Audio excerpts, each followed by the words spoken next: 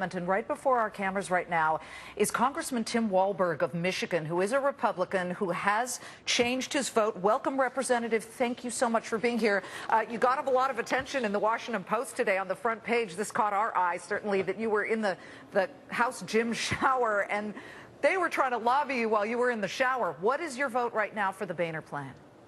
Well, I'm going for the Boehner plan, and not simply because of the lobbying in the shower, and I hope I look better now.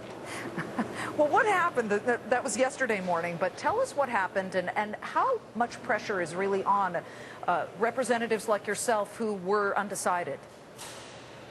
Well, I don't know how everyone else was treated, but I was treated very much professionally, with dignity, and a little levity at the shower situation, but nonetheless, there wasn't huge pressure. There was an interest in whether I was going to be part of the vote that the team was going to give, what concerns I had, and I think as of Wednesday afternoon, when several of us met with the majority whip and said, we need a balanced budget amendment.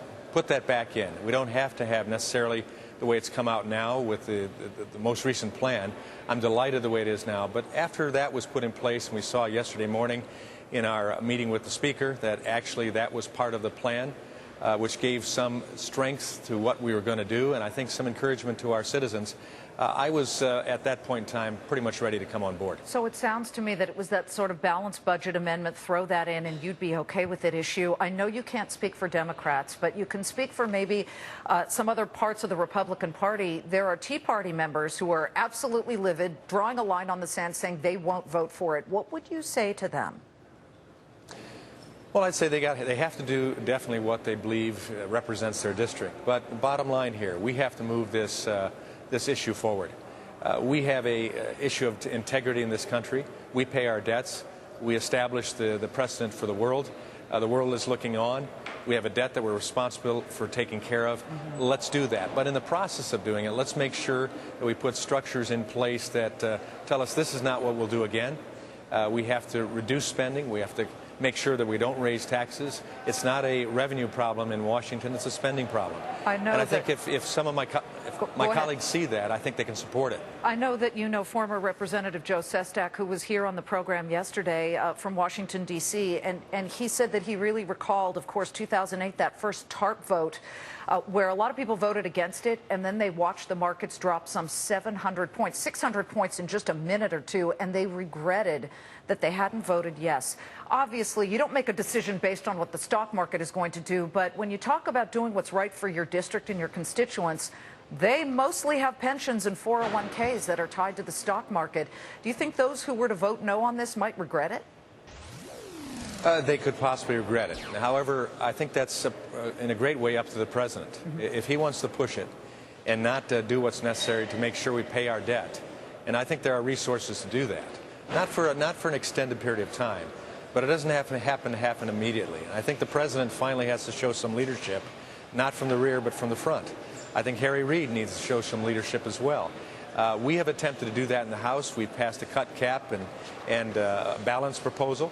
Now we're offering another proposal. We're asking them to put something on the table if they disagree with us, because we do sense that this is a reality situation we have to concern ourselves with. Of course. I have farmers, I have business people that will lose opportunity to stay in business if they don't have a market that works for them. Well, absolutely. And we could see, I'm not saying we would, but we could see commercial paper freeze up like we did back during the TARP time, and that was very disconcerting. But you know, one of the issues about making it a shorter-term plan before another debt ceiling vote is due, which would be the Boehner plan versus the Reid plan, it's sort of a double-edged sword, and help our viewers understand why we should be having yet another discussion about the debt ceiling sooner rather than later instead of pushing it a little bit further out. This has become so political, Representative, and people are just saying, gosh, some are building their political career on this, and that's really not the way it should be done. Well, the framers of our Constitution wanted this process to be deliberative. They wanted it to be very difficult to move in any rapid fashion. I think we're proving that. But I also think this gives us a chance to see whether the president, this administration, really gets the problem. If they just want to continue increasing spending and increasing debt by doing that, if they think that they're going to put tax increases through, that's not the way to go. And I think that's why we do not want to let this go beyond the next election, because the heat is off. We've kicked the can down the road. We've done our country no good. And in fact, we've done the markets no good and our economy. Representative Walberg, you're a gentleman for coming before our cameras at such a tense time. Thank you. I have to ask, so who yelled, "Are you with us, Walberg," in the House gym shower? Can you tell us? I will leave that person nameless. This is the best story. Folks, look at the Washington Post. It was one of the best stories when you want to see the machinations of how they whip certain members into play. Thank you very much, Representative. We appreciate it. Have a great day. Congressman Tim Walberg of Michigan, thank you. Closing bell ringing in 26 minutes. My next